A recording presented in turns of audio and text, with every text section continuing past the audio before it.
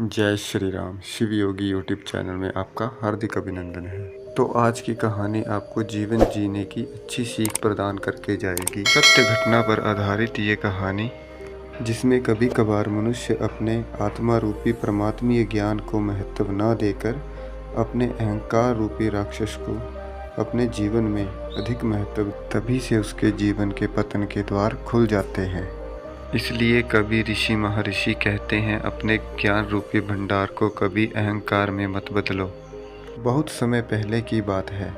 महर्षि अपने गुरुकुल में वेदों तथा शास्त्रों की शिक्षा अपने शिष्यों को प्रदान कर रहे थे।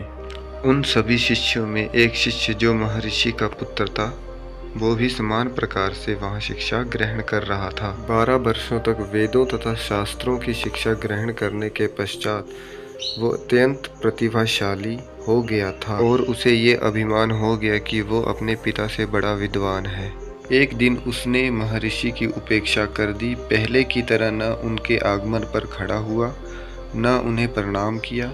महर्षि समझ गए कि पुत्र को अपने शास्त्र अध्ययन का अहंकार हो गया है। एक दिन उन्होंने अपने पुत्र से कहा, वत्स, गुरुकुल में निरंतर 12 वर्षों तक शास्त्रों का अध्ययन करते रहने के कारण तुम समस्त शास्त्रों में विद्वान हो गए हो।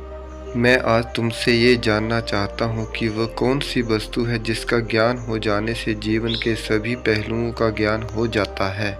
उसने ये अनूठा प्रश्न सुना तो वह चकरा गया। उसका महान शास्त्रज्ञ होने का अभिमान चूर चूर हो गया। वह बोला, पिताश्री, ये गूढ़ प्रश्न का उत्तर तो आप जैसा कोई महर्षि ही दे सकता है, मुझ जैसा अल्पज्ञ बालक नहीं।